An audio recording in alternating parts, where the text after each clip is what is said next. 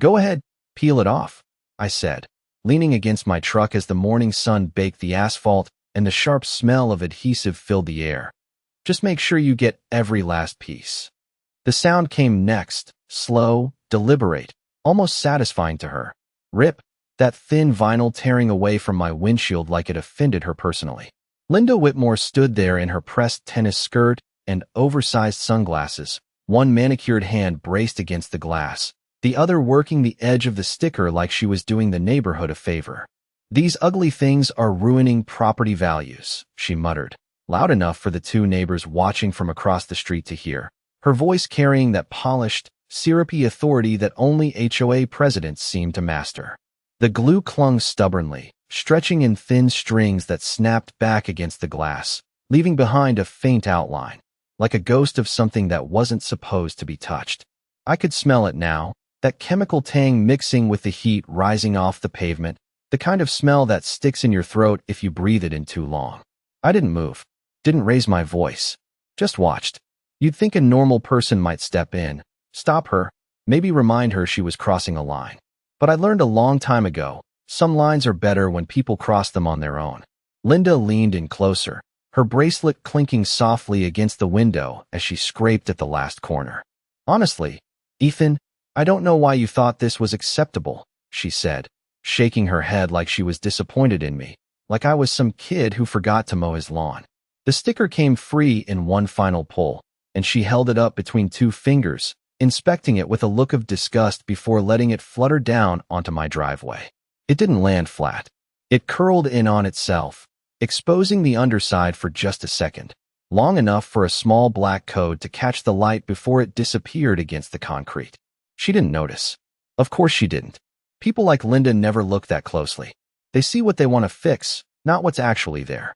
I pushed off the truck slowly, boots crunching against gravel, the sound loud in the quiet street. "You sure you want to remove all of them?" I asked, keeping my tone even, almost casual. She let out a short laugh, brushing her hands together like she'd just finished cleaning something dirty. "Every single one," she said. "That's what I'm here for." There it was. Not a question, not a warning, a decision. The kind that sounds small until it isn't. The sun hit the glass again, and without the sticker, the surface looked cleaner, but emptier too, like something important had just been erased. I reached into my pocket, not for keys, not for anything dramatic, just my phone. The screen was already recording. It had been since before she touched the first corner. Linda stepped back to admire her work, completely unaware that the quiet little moment she just created, the sound, the movement, the choice, was about to echo a whole lot louder than she expected. I glanced down at the curled piece of vinyl at my feet, that faint code barely visible in the glare, and then back at her. She thought she was fixing an eyesore, cleaning up the neighborhood, doing her job. What she didn't know was that those ugly stickers weren't decoration, and they weren't optional. And the moment she peeled that first one off, she didn't just break an HOA rule. She stepped straight into something a whole lot bigger and a whole lot harder to clean up. I let the silence sit there for a second after she said it, like the air itself needed time to catch up, the heat pressing down on the street, cicadas buzzing somewhere in the distance, that low electric hum you only notice when everything else goes still. Linda brushed her hands together one more time, satisfied, like she had just finished a job worth bragging about at the next HOA meeting, and I could already picture it, the way she would describe it, how she handled the compliance issue on Oak Ridge Drive like she was protecting the entire neighborhood from collapse. She turned slightly, glancing at the neighbors across the street, giving them that tight, rehearsed smile, the one that said everything was under control because she was in charge. I bent down slowly, picked up the piece of vinyl from the driveway, feeling the tacky residue still clinging to the back of it, the glue stretching faintly between my fingers before snapping clean. Up close, the code was clearer now, a thin black sequence printed so small you would miss it unless you knew exactly where to look, paired with a timestamp and a barely visible seal pressed into the material itself. Most people would see trash. I saw documentation. I turned it slightly in the sunlight, watching the numbers catch the glare, then slipped it into my pocket without a word. "You should really thank me," Linda said, crossing her arms, shifting her weight like she was settling into a victory. "I saved you from a violation notice, and probably a fine." Her tone carried that same polished confidence, the kind that never leaves room for doubt, the kind that assumes the conversation is already over. I nodded once, slow, measured. "I appreciate the initiative," I said, keeping my voice level, almost polite. That seemed to please her. It always does. People like Linda do not expect agreement, but when they get it, it reinforces everything they already believe. She glanced back at the windshield, now clean, then down the side of the truck where a second sticker still clung near the rear panel, half hidden by the angle of the light. Her eyes narrowed slightly. There it was again. That instinct. That need to finish what she started. "Looks like you missed one," she said, stepping past me before I could respond. Heels clicking softly against the pavement, each step deliberate. I did not move to stop her. I did not need to. The phone stayed steady in my hand, the small red recording icon glowing quietly at the corner of the screen, capturing every movement, every word, every decision she made without hesitation. She reached out, pressed her thumb against the edge of the second sticker, and started peeling. Slower this time. More careful. The adhesive resisted again, stretching thin, that same faint tearing sound cutting through the still air. Rip. She leaned in closer, concentrating, her bracelet tapping lightly against the metal panel, her reflection warping in the glossy paint as the vinyl lifted inch by inch. "There," she said under her breath, almost to herself, like she was correcting a mistake the world had overlooked. I watched the moment the corner came free, the way the underside flashed briefly in the sunlight again. Another code, another mark, another piece of something she still did not understand. She pulled it off completely and held it up, inspecting it just like the first one, then let it fall. It landed beside the other, two curled shapes on the concrete, both carrying more weight than she realized. I exhaled slowly, the air tasting faintly of adhesive and heat, and finally looked up at her.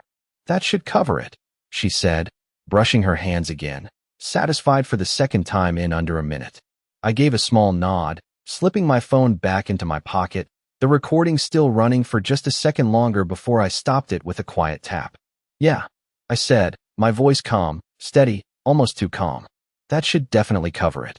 I stayed there for a moment after she walked away, listening to the soft rhythm of her heels fade down the sidewalk, each step lighter than the last, like she had just checked something off her list, the neighborhood quiet settling back and around me, as if nothing had happened, as if two small pieces of vinyl had not just shifted the direction of an entire morning. The sunlight hit the windshield again, clean and uninterrupted now, reflecting back a perfect, polished surface that probably made her proud, but I could still see it, the faint outline where the adhesive had been, a ghost image that refused to disappear completely. That is the thing about removal. People think once something is gone, it is over. They forget that traces remain, and sometimes those traces matter more than what was there before. I reached into my pocket and pulled out the two stickers, holding them side by side in my palm, their edges curled, the adhesive still tacky, the printed codes sitting quietly against the surface like they were waiting for someone to notice. The numbers were not random. They never are.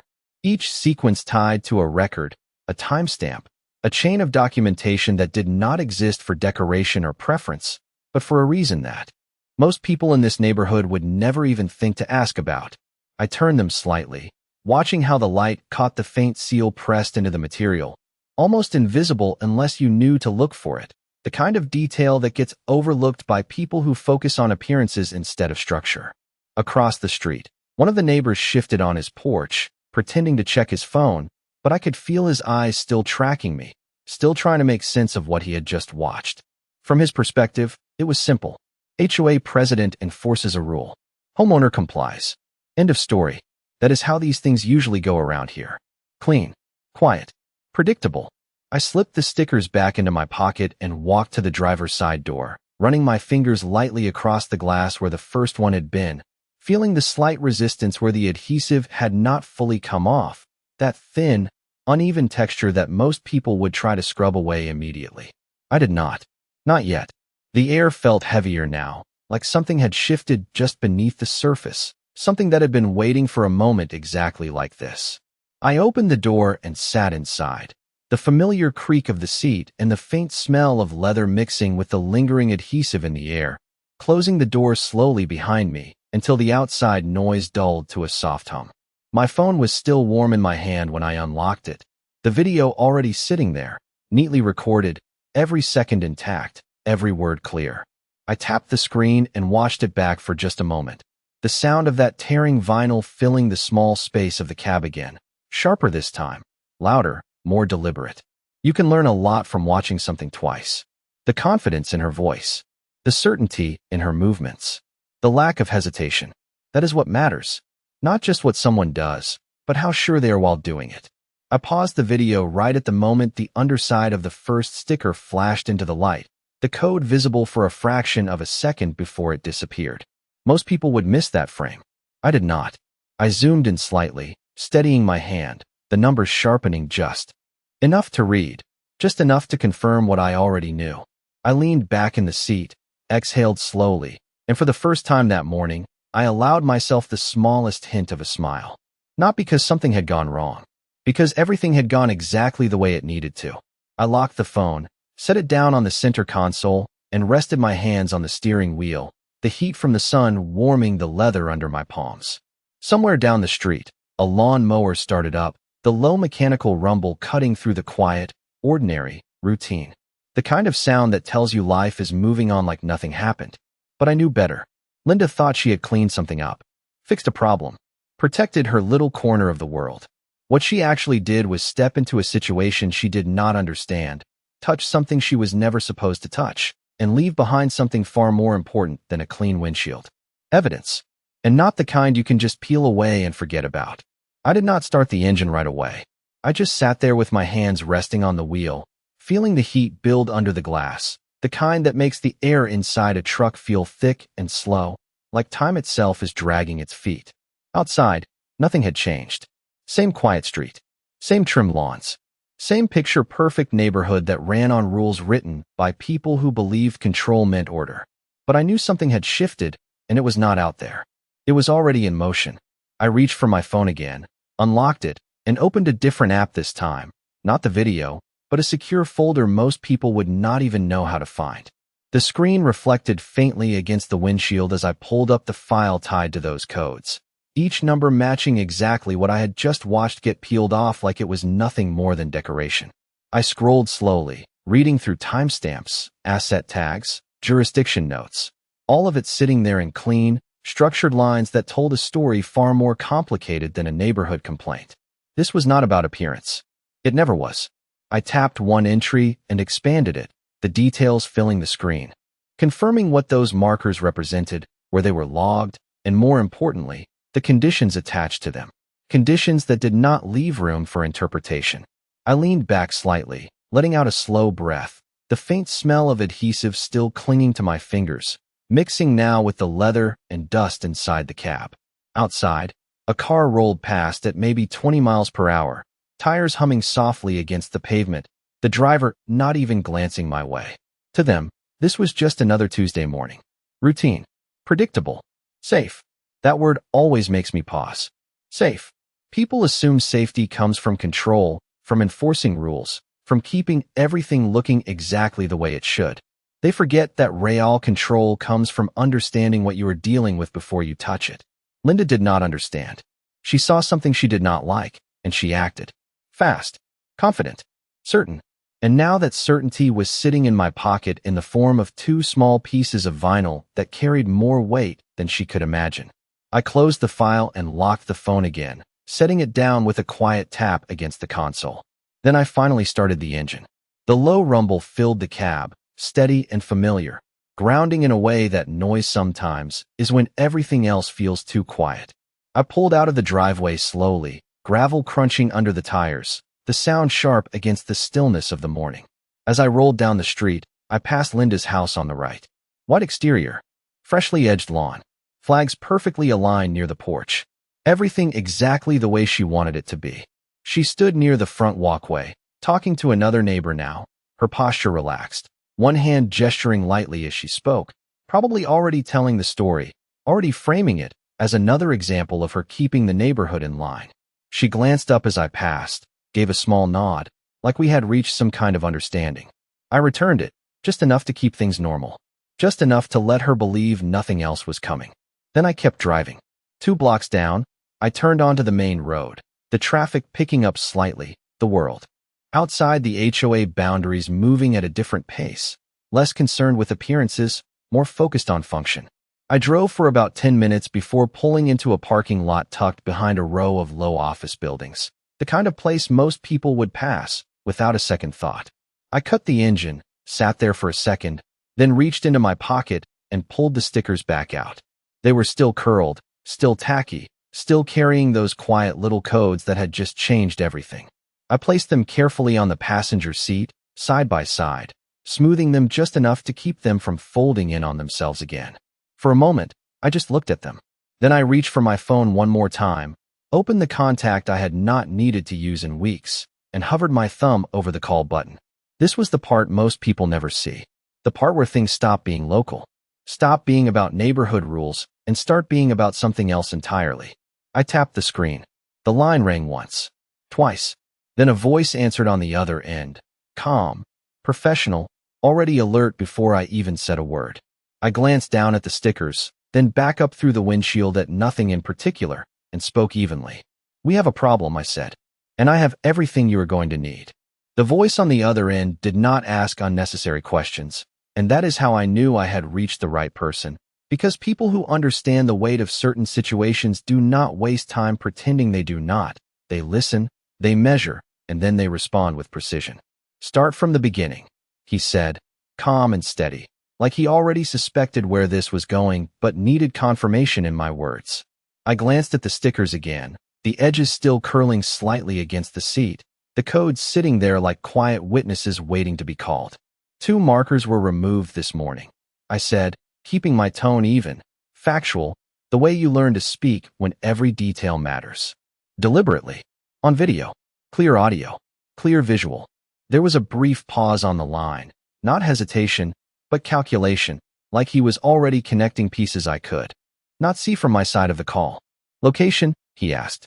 I gave him the address, the neighborhood name, and I could almost hear the shift in his breathing, subtle, but there, like a door opening in a room I was not standing in. "And you are certain the identifiers are intact?" he asked. I looked down again, running my thumb lightly along the edge of one sticker, feeling the raised print of the code beneath my skin. "Confirmed," I said. "Both of them." Another pause, shorter this time. Then, "Do not alter them.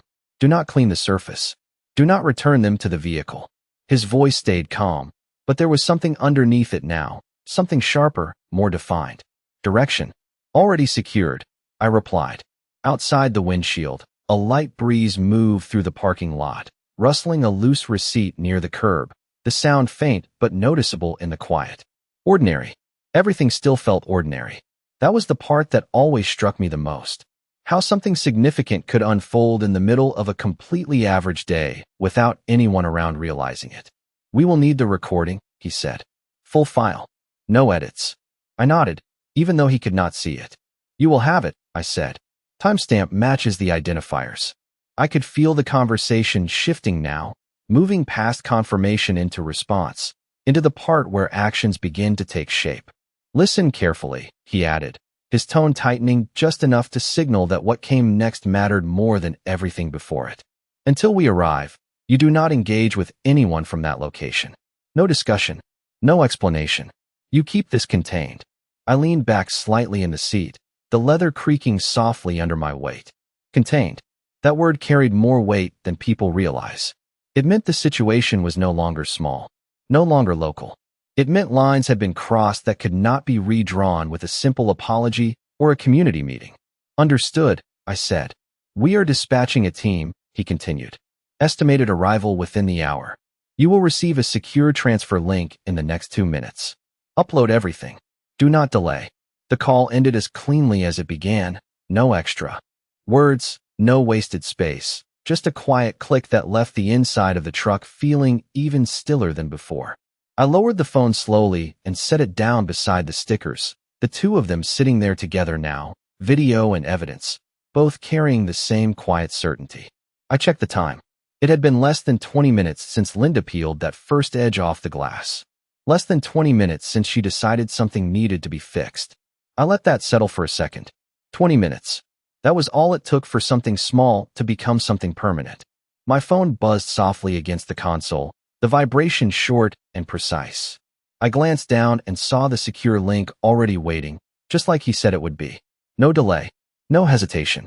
I opened it, the interface clean and simple, designed for one purpose only. Transfer. I selected the video file, watched the progress bar begin to move, each percentage climbing steadily as the data left my phone and went somewhere far beyond this parking lot, beyond this neighborhood, beyond anything Linda Whitmore thought she was in control of. I sat there and watched it upload, the faint hum of the world continuing around me, cars passing, wind moving, life going on exactly as it always does. But I knew better now. This was no longer about a sticker. It was no longer about appearances or rules or community standards. This was about a decision that had already been made, recorded, and now, officially, documented. And once something is documented at that level, it does not get ignored. It gets handled. The upload completed with a soft chime, a small sound that carried far more weight than it had any right to, and I watched the confirmation message settle on the screen like a quiet stamp of finality, the kind that does not ask for permission and does not offer a second chance. I locked the phone and set it down again, letting the silence inside the truck stretch just a little longer, the faint ticking of the cooling engine filling the space where the call had been only seconds ago. Outside, the world kept moving in that slow, predictable rhythm, a delivery truck rolling past at maybe 30 miles per hour. Sunlight flashing across its windshield before disappearing behind a row of buildings. Nothing about the scene suggested anything unusual. That was the illusion. That everything important announces itself. It does not. Most of it happens quietly, in moments like this, where the only sign something has changed is the way the air feels different when you breathe it in. I reached over and picked up the stickers again, holding them flat between my fingers now, making sure they stayed intact, careful not to smudge the codes or disturb the edges any more than they already had been. They looked insignificant. Cheap, even. Thin pieces of vinyl that most people would throw away without a second thought. But weight is not about size. It is about what something represents, and right now, these two small pieces carried more than an entire stack of paperwork ever could. I opened the glove compartment and pulled out a clear evidence sleeve, the kind I kept for situations that required more than casual handling, sliding the stickers inside one at a time, sealing it with a firm press along the edge until it closed with a soft click. The plastic caught the light, reflecting a clean, controlled surface back at me, the codes now visible but protected, preserved exactly as they needed to be. Procedure matters, not because it looks official, but because it removes doubt. And doubt is the one thing you cannot afford once something moves past a certain point. I set the sleeve carefully on the passenger seat and leaned back again, letting my head rest against the seat for just a second, eyes forward, breathing steady. In less than an hour, this quiet parking lot would not feel so empty anymore. That was not a guess. That was timing. I had seen it before. The way things escalate not through noise, but through arrival. Measured, controlled, deliberate. No sirens. No chaos, just presence. The kind that changes how people stand, how they speak, how they suddenly realize they are no longer the ones setting the tone. I checked the time again. 15 minutes had passed since the upload finished. That meant they were already on the way. I started the engine once more, the familiar rumble. Settling under my hands, and pulled out of the lot, merging back onto the main road with the flow of traffic, keeping my speed steady, nothing that would draw attention, nothing that needed to. The neighborhood entrance came into view a few minutes later, the same stone sign, the same neatly trimmed hedges, everything exactly where it had been when I left, like the place existed in a loop that refused to acknowledge anything outside its own boundaries. I turned in slowly, tires rolling over the smooth pavement, the quiet returning almost immediately as the outside noise faded behind me. As I drove down the street, I could already see small signs of movement. A black SUV parked 2 houses down from mine that had not been there earlier, engine off, but still warm, the faint shimmer of heat rising from the hood. Another vehicle sat farther back, angled just slightly differently than a normal parking job, subtle, but intentional. Most people would not notice. I did. I pulled into my driveway and cut the engine, the sudden silence settling in again, heavier this time, like the air itself was waiting. Across the street, The same neighbor stood on his porch, pretending not to watch, but his posture had changed, his shoulders tighter, his attention sharper. He could feel it too, even if he did not understand it. Something was happening. And then I saw her. Linda stepped out of her front door, clipboard in hand, moving with the same confident stride she always had, like she was about to handle another routine issue, another small correction in her perfectly controlled world. She had no idea that control had already shifted. Not loudly, not dramatically, quietly, precisely. And once it shifts like that, it does not shift back. I stayed seated for a moment after the engine went quiet, hands resting loosely on the wheel, eyes forward, watching the reflection of the street ripple faintly across the windshield where the stickers used to be, that clean surface now looking almost too perfect, like something important had been erased and replaced with silence. Across the street, Linda stepped further down her walkway, clipboard tucked against her side, her posture straight, confident, completely unaware of the subtle shift unfolding around her.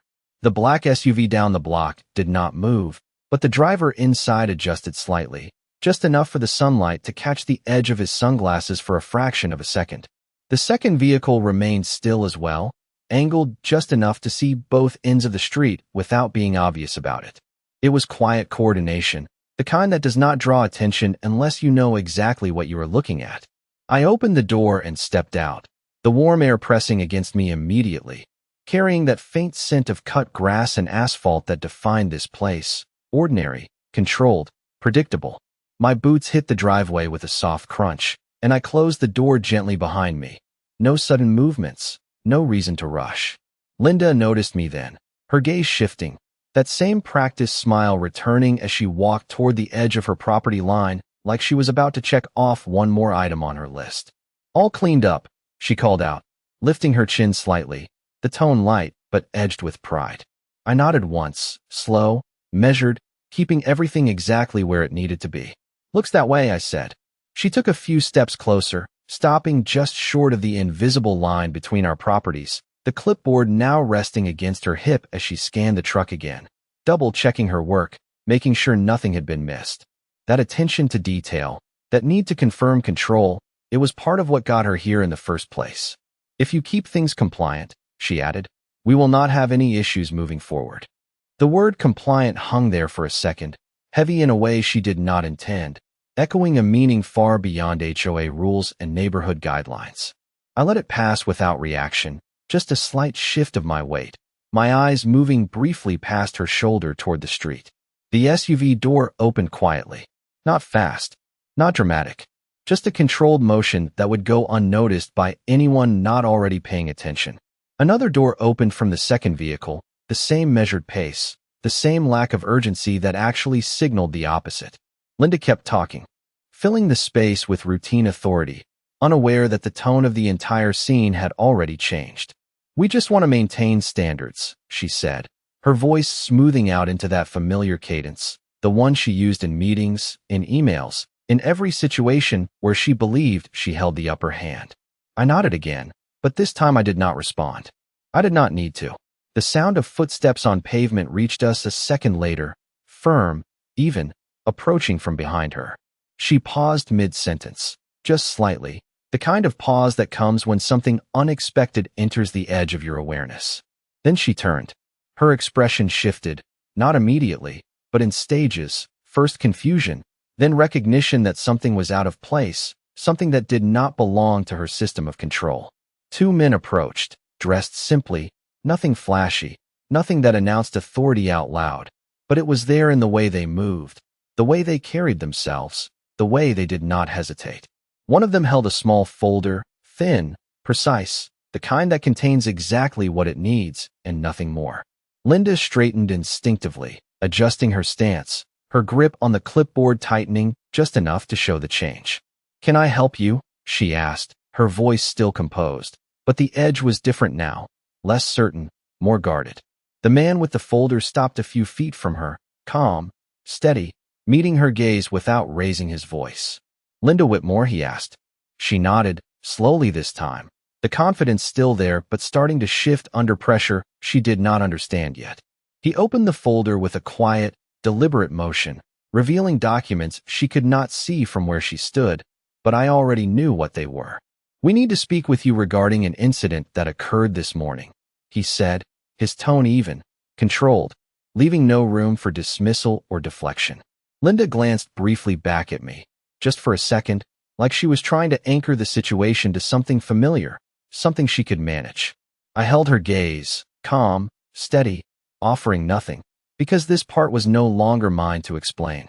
She had already done everything that needed to be said, and now, finally, someone else was here to listen. The street went quieter than it had any right to, like even the wind decided to hold back for a second, and I watched the shift happen in real time.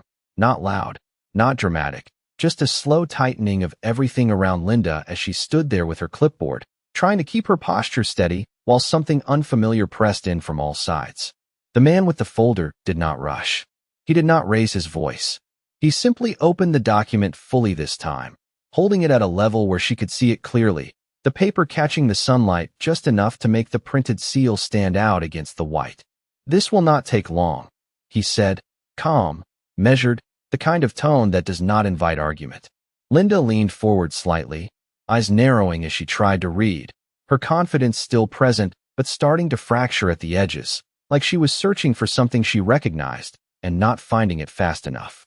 "I am not sure what this is about," she replied, her voice controlled but thinner now, less certain than it had been minutes ago when she was talking about compliance and standards. The second man stepped to the side just enough to create space, his presence quiet but firm, the kind that makes people aware of boundaries without needing to explain them. The first man turned a page with a soft flick of his finger, then tapped lightly near the center, guiding her attention to a specific line. "This morning," he said, 2 marked items were removed from a registered asset under active court supervision. He did not look at me. He did not need to. Everything he needed was already in the document, already verified, already beyond discussion. Linda blinked once, then again, her grip on the clipboard tightening, the plastic edge creaking faintly under the pressure of her fingers. "I removed unauthorized stickers," she said, faster now, her words coming out with that familiar defensive clarity, like she was reciting something she had said 100 times before. "They were not compliant with community guidelines." The man nodded once, acknowledging the statement without agreeing to it, a small movement that carried more weight than a full response ever could. "Those items," he continued, "were not decorative. They were court-ordered markers. Removal constitutes interference." The word interference hung in the air differently than compliance ever had, heavier, sharper, carrying a consequence she could not redirect or rewrite. Linda's expression shifted again, the confidence pulling back just enough to reveal something underneath it, something closer to realization, but not fully there yet. "I did not receive any notice," she said, her voice tightening, searching for ground she could stand on. There was nothing indicating that. The man turned the document slightly, angling it toward her again, and this time his finger rested on a section near the bottom, where the language tightened into something more precise, more absolute. "The identifiers were visible," he said. "The order does not require additional notification." There was no accusation in his tone, no emotion, just fact. And facts do not bend. Across the street, the neighbor who had been watching earlier shifted again, stepping down from his porch now, curiosity pulling him closer even if he did not understand what he was seeing. The neighborhood was still, but attention had started to gather, quiet and focused. Linda glanced at me again, longer this time, her eyes searching for something different now, not control, not validation, but context, something to explain why this moment felt so different from every other situation she had handled before. I held her gaze, steady, neutral, offering nothing she could use, because this was no longer a conversation she could manage. The man with the folder closed it slowly, the soft snap of its sealing echoing just enough in the quiet space between them. "We are going to need you to come with us to clarify the details," he said, the same calm tone, the same measured delivery, but now with direction behind it, something that did not leave room for negotiation. Linda opened her mouth slightly, then stopped, the words catching somewhere between reaction and understanding, her posture shifting again as the weight of the situation finally began to settle in. The clipboard lowered a few inches, her fingers loosening just enough to show the change. Control had not been taken from her in a single moment. It had been replaced, piece by piece, with something she could not override. And standing there in the middle of her perfectly managed street, she was starting to realize that this was not something she could clean up. The moment stretched just long enough for everything to settle into place, like a puzzle finally locking in after pieces had been forced together in the wrong order, and I could see it in Linda's face. The exact second it stopped being a misunderstanding and became something real, something that did not bend around her voice or her rules or her carefully maintained authority. She looked down at the document one more time, then back up at the man holding it, her expression no longer sharp or certain, but searching, recalculating, trying to find a version of this where she still had control. "There has to be some mistake," she said, quieter now, the confidence replaced with something more careful, more measured, like she was choosing each word instead of letting them come naturally. The man did not argue. He did not raise his voice. He simply held his position, steady, unmovable, like the decision had already been made somewhere far beyond this street. "You will have the opportunity to address that," he replied, calm and direct, the kind of response that does not close a door, but does not open one either. It just points you forward. Linda's fingers tightened around the clipboard one last time before slowly releasing, the plastic edge slipping slightly as her grip loosened, a small detail, but one that said more than anything else she could have said out loud. Across the street, the neighbor had moved closer to the curb now, standing still, watching without pretending anymore, the quiet curiosity turning into something else, something heavier, something that made people realize they were witnessing a moment that would not be explained at the next community meeting. The second man stepped forward just slightly, not crowding her, not forcing movement, just creating direction, the kind that does not need to be spoken twice. Linda took a breath, a slow one, steadying herself, and nodded, not fully, not confidently, but enough to show she understood that this was no longer optional. She set the clipboard down on the edge of her walkway, a deliberate motion, like she was putting something aside that she would not need anymore, at least not right now. That was the part that stood out to me the most. Not the document, not the words. That simple action, letting go of the one thing that represented her control over this place. The three of them turned toward the street together, their movement quiet, coordinated, the kind that does not draw attention but still commands it. The SUV door opened again, smooth and controlled, and Linda paused for just a fraction of a second before stepping forward, her posture different now, not collapsed, not defeated, just adjusted, like she was finally standing in a space where her usual rules did not apply. I stayed where I was, leaning lightly against the side of the truck, the warm metal pressing through my shirt, watching as the scene unfolded without me needing to be part of it anymore. That was the nature of it. Once something crosses into that level, it does not need you to push it forward. It moves on its own. The door closed with a soft, final sound, and the vehicles pulled away one at a time, slow, controlled, leaving the street looking exactly the same as it had before, except it was not. It never is after something like that. The neighbor across the street stood there for a second longer, then turned back toward his porch, the moment already settling into something he would talk about later, trying to piece together what he saw without having all the information. I pushed off the truck and walked back to the driver's side, my hand brushing lightly over the clean glass again, feeling that faint trace where the adhesive had been, still there, still real, even after everything else had moved on. Most people would wash it off, scrub it clean, erase the last sign that anything had happened. I left it exactly as it was, because sometimes the mark is the only thing that reminds you what something actually was, before someone tried to change it. I opened the door, paused for just a second, then looked down the now quiet street. The same houses, the same lawns, the same controlled order that defined this place. Nothing looked different, but I knew better. Linda thought she removed something ugly, something that did not belong. What she actually removed was the one thing protecting her from crossing a line she did not even know existed. And by the time she realized it, that line was already behind her.